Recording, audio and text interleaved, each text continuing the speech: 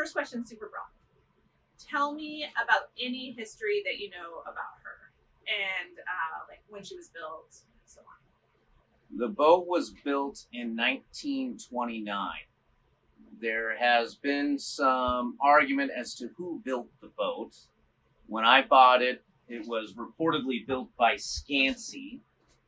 However, I have been told by different surveyors that it's a Tacoma boat. Okay. And my current survey, I believe, says that at the moment. But I don't really know. Yeah. The boat down the way there, the Champion, was built around the same time and has a great deal of similarities to this boat. Okay, yeah. So I would suspect that whoever built the Champion built the Johnnie B. Well, I did the interview with the Champion yesterday. And who did they say built that boat? I believe it was Tacoma. Okay, so yeah, probably it's a Tacoma boat, right? So, yeah. Right. And he has a great deal of paperwork on the boat too, so we can dig into that more. But yeah, so the Johnnie B, I think, was considered a monster boat, a queen of the fleet back in 1929. But today, at 62 feet long and about not even quite 16 feet wide at its widest part, it's a pretty small boat. It's a medium to small size boat in the fleet today. It holds 60,000 pounds of pink salmon if they're packed real tight in the hatches. I believe the original name of the boat was the Marymount. Oh. Marymount. But at some point, when it changed owners, I think Johnnie B was the name of a guy's wife. Oh. And you would think Johnnie B is a guy's name, but the spelling Johnnnie is actually the female version of the name Johnnie. Okay. And traditionally, it is considered bad luck to change the name of a boat. I'm not much for superstition, but of all the boats I've bought, I've never changed the name of any of them. Mm-hmm. Yeah. So the boat participated in the fishery. You'd have to look at the CFEC website to know exactly when in the 60s and 70s this boat, and I imagine 30s and 40s and 50s, when this boat partook in the Southeast fishery. But the key is it did partake in the fishery before the 58-foot limit was enacted. Oh, right, okay. And because it participated in the fishery before that, the 58-foot limit does not have bearing on this boat. Yeah. So I believe, I don't know how many are floating today, but at one point I was told there were 12 boats over 58 foot that were grandfathered in to not have to follow the 58-foot rule. Cool. I don't know how many owners this Yeah. boat has had.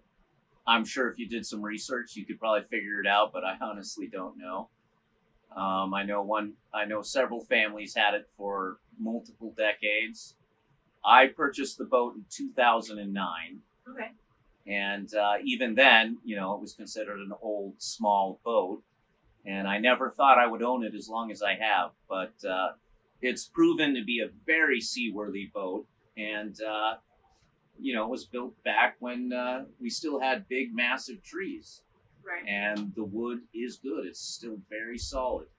The keel, the lazarette, and the bow stem are still rock solid. Oh, that's awesome. The body of the boat's getting a little tired, a little worn out. There's few frames left that are not sistered on one side or the other. Mm-hmm. But she is still in very good shape. I just spent 2 months in the Wrangell shipyard with the same shipwright, Pat Ellis, who has worked on the boat since after I first purchased it, and he thinks it's in better than average shape for wood boats that still exist today.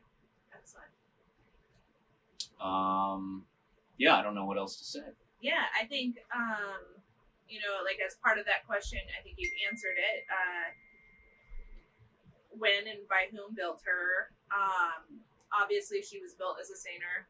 She's still seining. Right. And then the next question is like, has she ever been converted or done other work besides seining?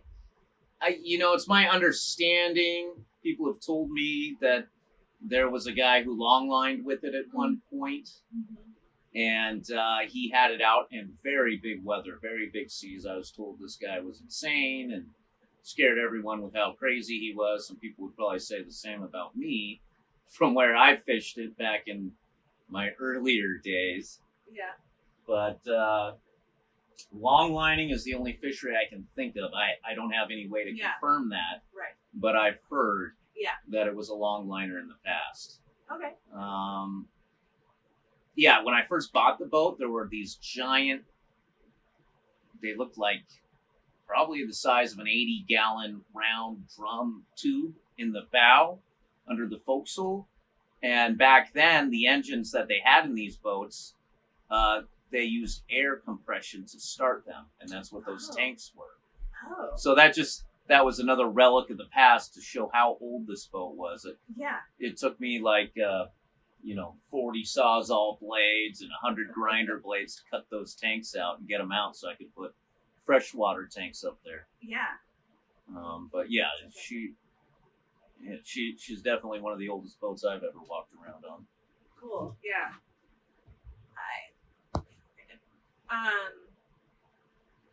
So then you touched on it a little bit, but how did you become the captain of?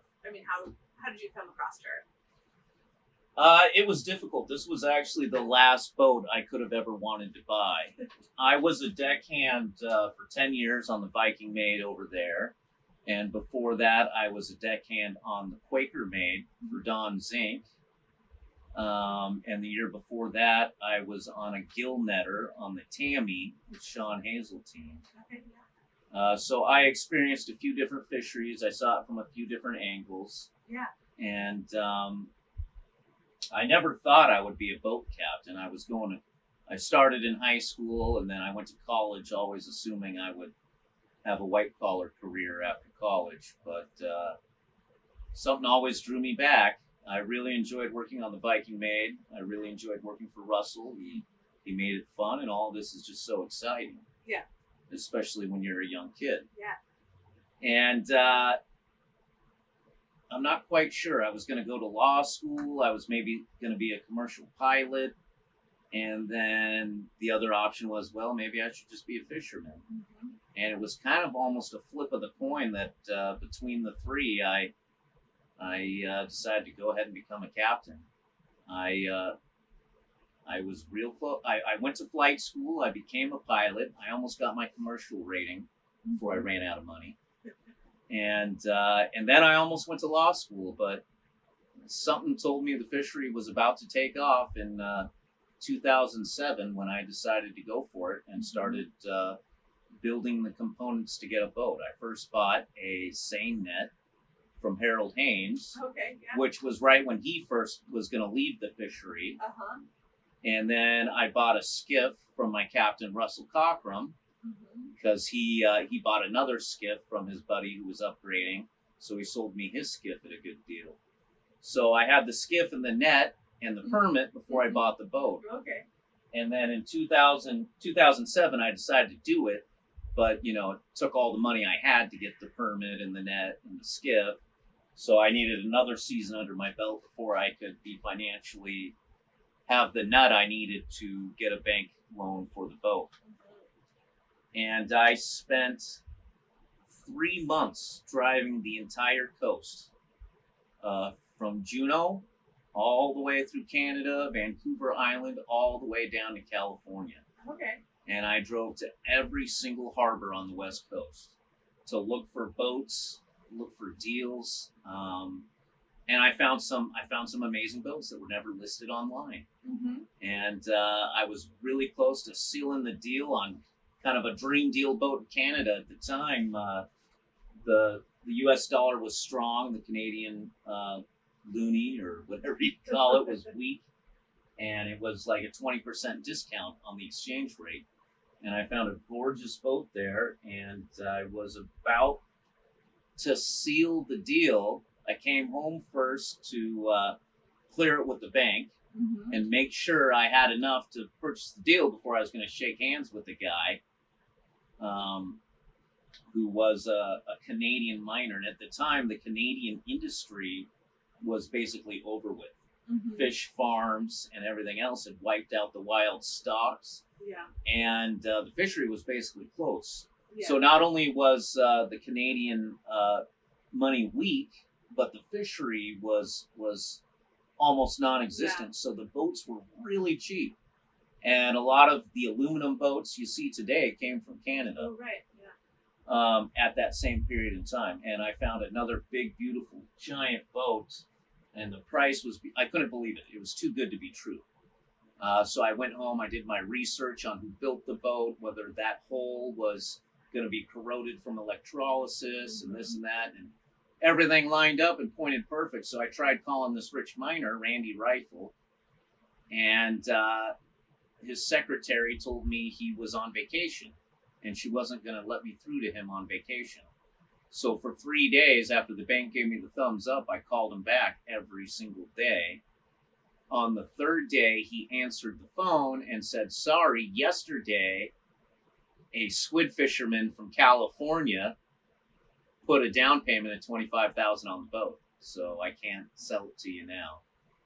But yeah, I had cleared all the paperwork with the state. I was going to get financing. I was going to get grants for refrigeration upgrades, and it would have been a dream deal, but that fell through. I had seen the Johnnie B when I was trying to close this deal, Yeah. and I didn't like it. I didn't Yeah. want the boat, and I looked at so many other boats, and every time I felt like everything was just right, it was like I was waiting for someone else to maybe not buy it or something else to fall through. Right. And so the Johnnie B really was the last boat I wanted to buy, and it was with great remorse, but I figured, it's a starter boat. Yeah. It's cheap, the price is right, I can get my feet wet, make some money, and then I can upgrade to a bigger, better boat in a few years. Yeah.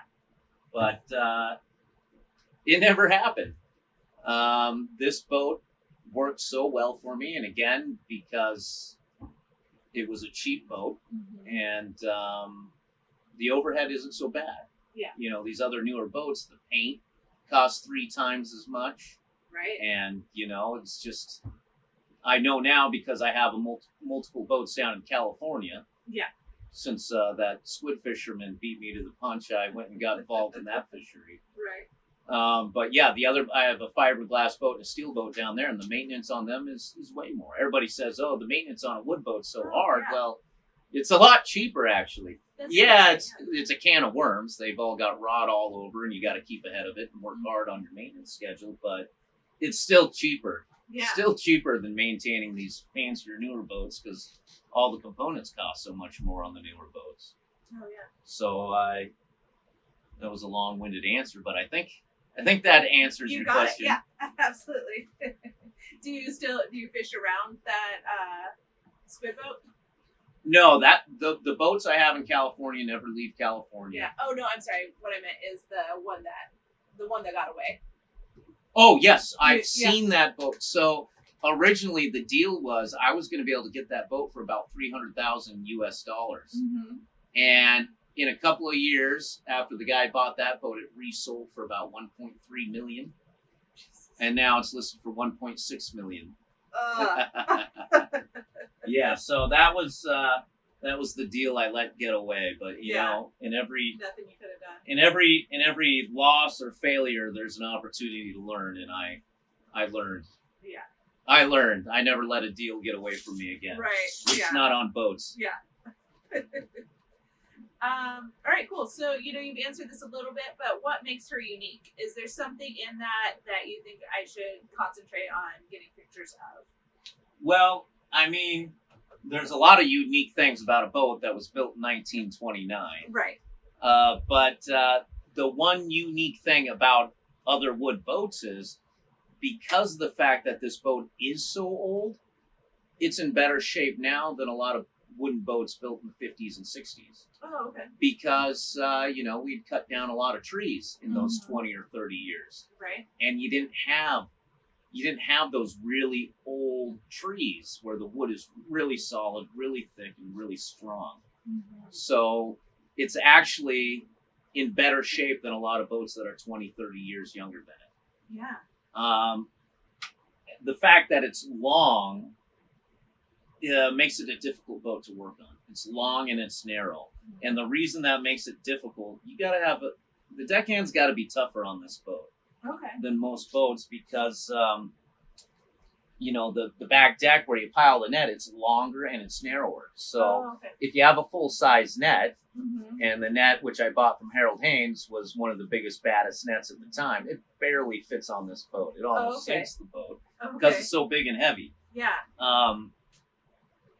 But to pile all that gear on that small deck space requires a lot more precision by the deckhands. Yeah, and then because it's not as wide. Right, because it's not as wide, and then also because it's kind of long Yeah. to get back there, you have to drop the boom way down to make it easy for the crew to pile the gear. So the crew has to be tougher because they gotta pull they gotta guide the gear a lot more than the guys on the 58-foot boats that are really wide. Just have a circle. Right. So they gotta be a lot better at piling gear. Okay. And especially in the rough weather, the rails seem kind of low, and you got to be on top of the gear rather than next to it.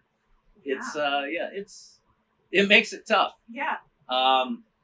The boat has a lot of the modern conveniences on it, like a banging boom that you can hydraulically move back and forward. Yeah. I always try to upgrade it, but a lot of these other guys, they have the sliding blocks that can go up and down to again make it easier on the crew. But overall, that's kind of another unique aspect of it. And I guess, this is my first interview on a seiner, and we should generalize a little bit. Like, right. How many crew members do you have aboard, and what does that look like? Well, okay, so that's interesting. There are photos around of back when this boat was a seiner. It was before a lot of the modern hydraulics that we have today. So back then, the back deck had a turntable on it, on rollers.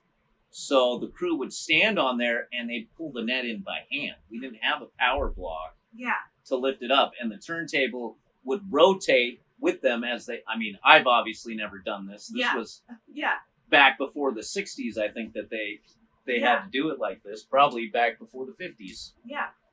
And the crew, I think back in those days, I think it was a 7 guys on deck and a skipper. So the forecastle down there originally had 1, 2, 3, 4, 5, 6, 7, 8. I think it had 10 bunks down there originally. Yeah. So the crews were way bigger. And today the boat seems way too small for 5 guys. But I can't imagine back when it was built having a gigantic crew like that. Yeah. It's tough enough with 5 guys with all those clashing personalities. I can't imagine a 7 or 8 man crew what that would have been like. No, that's crazy. So we were talking on the Champion because it was a herring seiner originally, and so it also had a turntable. Right. And so I was trying to kind of describe that to Charlie, and all I could think of was like a lazy Susan. Did it move a lazy Susan? Yeah, a lazy Susan sounds appropriate.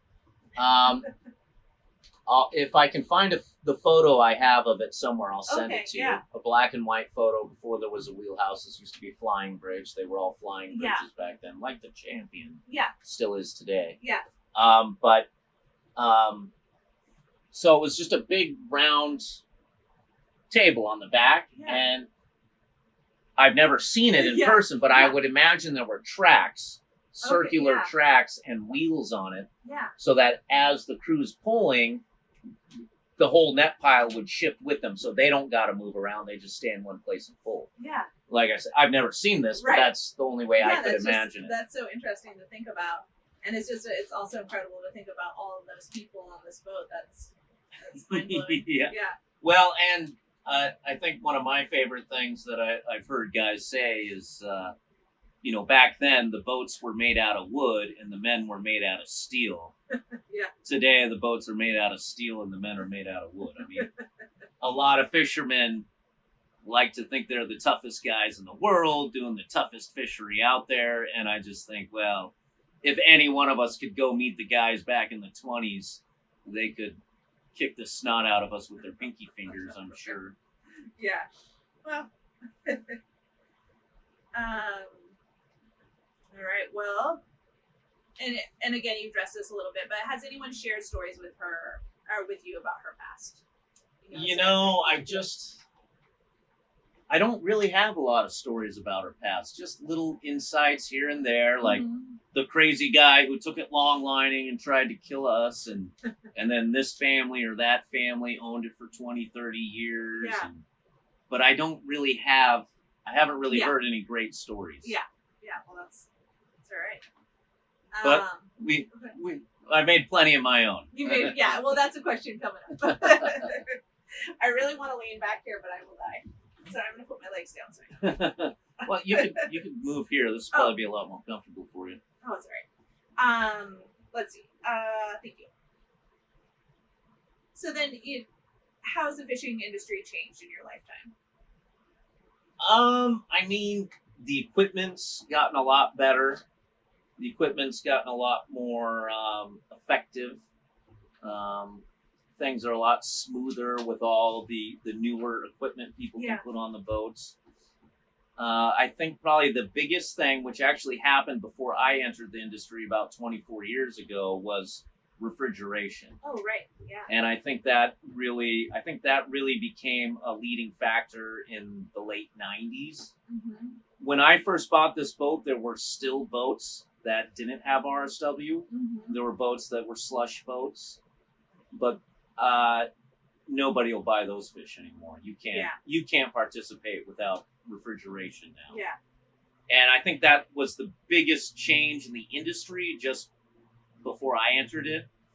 And that's completely non-existent now. Yeah. There might still be some gill netters that can slush, but I don't think any seiners are allowed to do that anymore.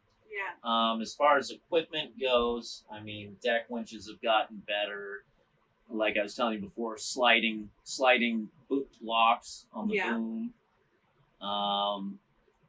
Self-pursing winches. I mean, they've been around for a while, but they've become a lot more prominent. But the electronic equipment's gotten a lot better. But other than that, nothing major. Yeah. At least that I'm aware of. Yeah. So, just to touch back when with slushing and RSW. So, just tell me a little bit more about what that means. So, a slush boat, which is what they all were, when this was built. So I don't know. Ice and seawater. I think probably earlier when this boat was built, they probably didn't need to be an ice zone. Yeah. Yeah, they probably just. I know they used to use pitchforks and pitch them, and they used to get paid by the fish rather than the pound. Yeah. And I don't know how wet the hatches were, but yeah, it used to be just. So back then, everything was salt trees. Yeah.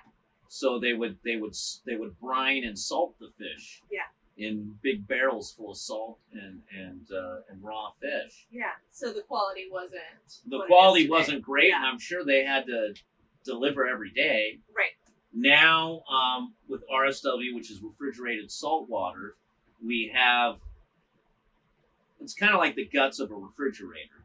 We got Freon, we have a compressor, condenser. We circulate the salt water through this big refrigeration system, which chills the salt water down to 33 or 34 degrees, which keeps the fish round, keeps them good. Yeah.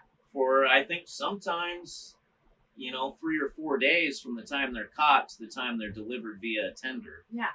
I think they can keep the fish good, even with the guts in at that point. It used to be we could sometimes hold the fish for 2 days, but now that freshness is kind of the key element to the value of the fish because it goes all over the world. Yeah. And most markets require you to unload your fish every single day because I think they want to have them in the plant within 3 days of being caught. Yeah. They want to have them chopped up and processed.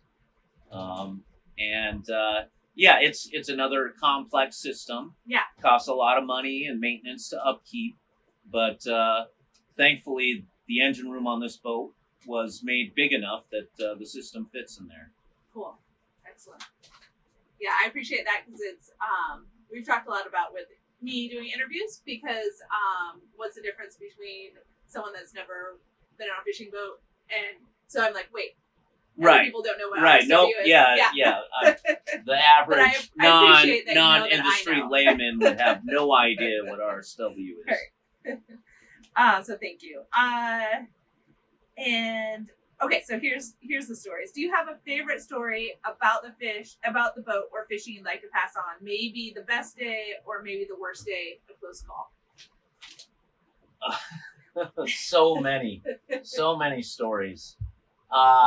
One of my favorite seasons, best times, was actually when your husband came out with me as an extra. Yeah. And we were fishing in an area that was an area that a lot of fishermen, at least back then, avoided. It had this mystique about it being out in the open ocean versus the inner waters. Yeah.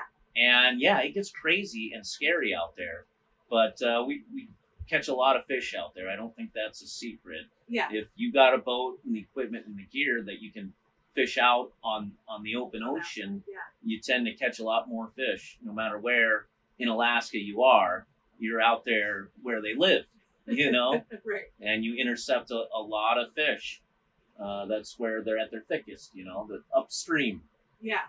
I guess it's the opposite of upstream, but the Right. further out you get to their home, the Yeah. wider the numbers of fish that are trickling to where you're at are. Right. Up And ocean. right. And this boat, I mean, this is an old wood boat, and so it was kind of wild for me to be out there in those wild seas. But she's a tough boat, and she handled it fine. But there have been multiple times when I was pushing my luck, and the weather report would come back, and one time I saw that, you know, it was going to be impossible for me to fish the next couple of days, and if I could bail, and I needed to bail out, or I was going to be stuck up in a bay and miss 2 days of fishing. Yeah. So I bailed out and went around the corner to come back home, and the weather came up quicker than forecast. Mm-hmm. And I had this boat probably 20-foot seas, maybe bigger. And the waves were coming from multiple directions. And this boat doesn't have an autopilot, so I'm at this wheel here just spinning hard one way and the other, and my shoulders have never been so sore just from the tenseness of the situation and everything else. And the skip, your husband wasn't on for this trip, but he was there for nice weather and good fishing. But on this trip, this boat, my skiff is kind of large. Yeah. And so I never load the skiff on the back deck because it's Yeah. kind of scary looking. On the edge, So I always tow the skiff. And it's always a concern in rough weather if the skiff line is going to break and we're going to lose the skiff or something. And so these waves were so big that the skiff was nearly rolling up on top of the stern. And so there was a lot of play back there. And at one point thought I was through the worst of it, and there was a deckhand up here with me, kind of excited, but a little frightened at the same time. And I said, well, at least the skiff's holding.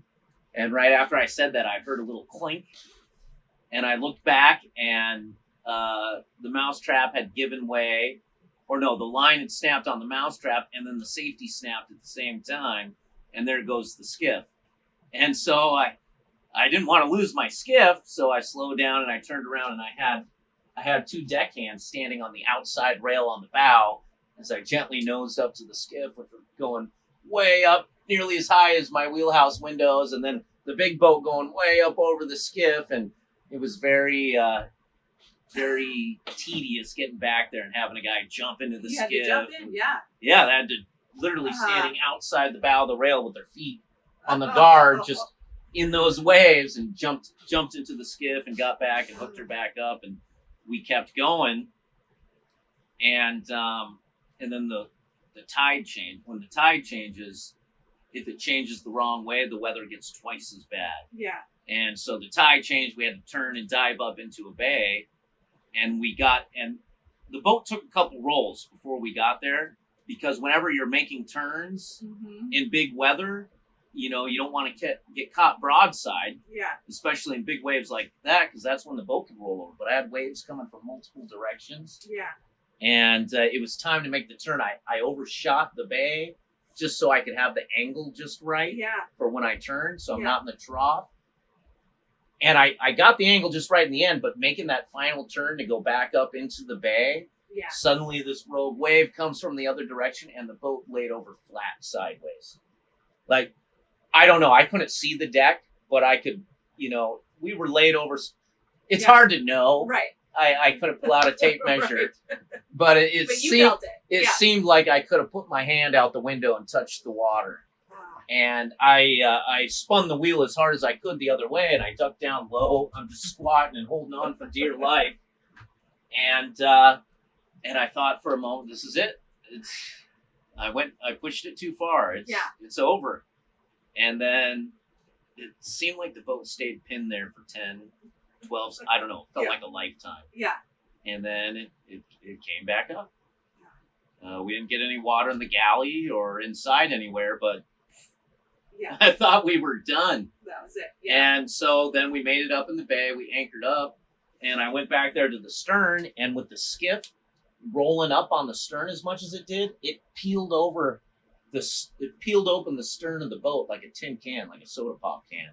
It On the was metal. ripped open Oh, and yeah. gouged open from the skiff rolling up on the stern. And so I couldn't fish the rest of the opening anyway. I had to go to town for repairs. Yeah. So I don't know if it was worth it, but I think any fisherman who fishes long enough and kind of pushes their boats, Mhm. it's hard not to become religious out here. I mean, I felt like I had dead relatives looking over my shoulder that saved me that day. Yeah. Yeah. But you know, I have dozens of stories like that. Yeah. I could tell you for hours stories, but that was one of the most frightening, and that Yeah. was probably my third. I think that was my third season that Okay. happened. Yeah. It was a huge season. It was a monster season. I did Yeah. really well too, but Yeah, I no, I pushed my limits, and I nearly lost the boat. Yeah. But she proved she's a tougher boat than I am.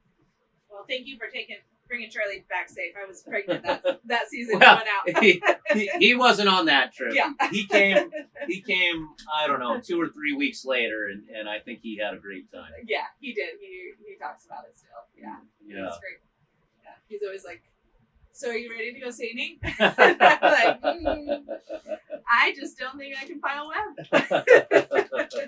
Yeah. All right, thank you.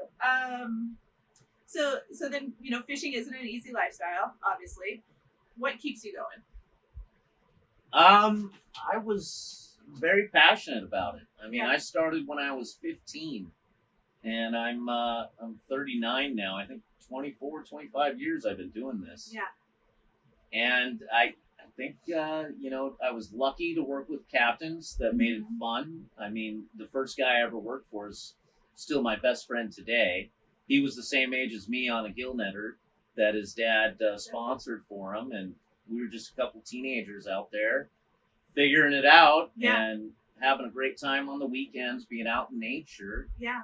And that did it for me. I couldn't think of anything better. I'd had lots of summer jobs before Yeah. that point, but that really sold me. Yeah. And then, you know, while I was down there gill netting, I'd see the seiners drive by once in a while, and I think, boy, I want to see what it's like to be on one of those big boats. Yeah. So then I worked on a tender, and I eyeballed the boats, saw who was delivering the most fish, and Yeah. who seemed like the most fun, and I ended up getting on the Viking Maid, and that was it for a decade. I Yeah. worked on that boat, and it was a great time, and it was so much fun. And the whole time, I never thought I was gonna buy my own boat. I never for a second thought that's what I'd end up doing, but it just kind of worked out. Yeah.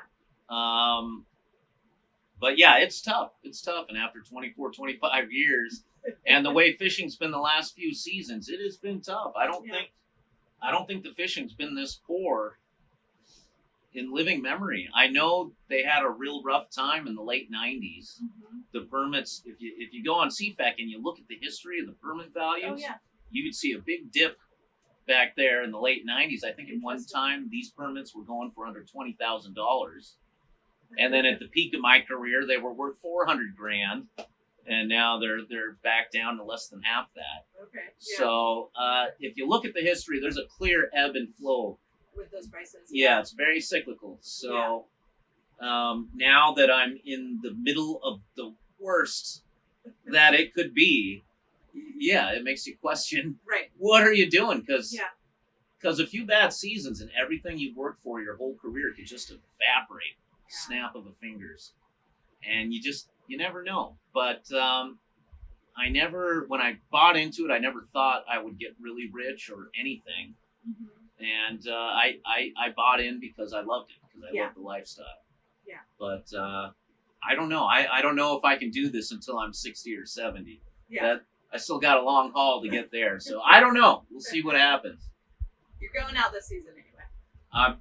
Every season, I'm going to get out there and try my best. It doesn't matter what the forecast says or how much fish end up being around. We're just going to do it. I'm going to go run some errands. Okay. All right. We'll see you in the morning. Yep. All right. We're almost through here. Okay. So then, is there anything I should have asked? And within that, is there anyone else that I should interview? Any other boats that come to mind?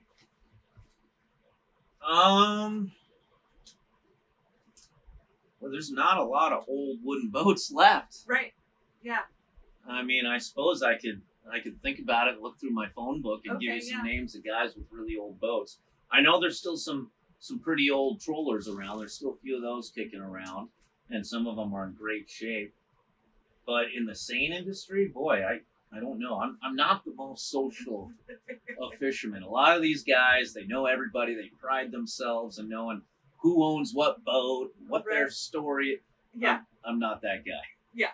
I prefer to keep to myself and talk to as few people as possible because I don't like getting involved in all the gossip. Yeah. I don't know. I don't know.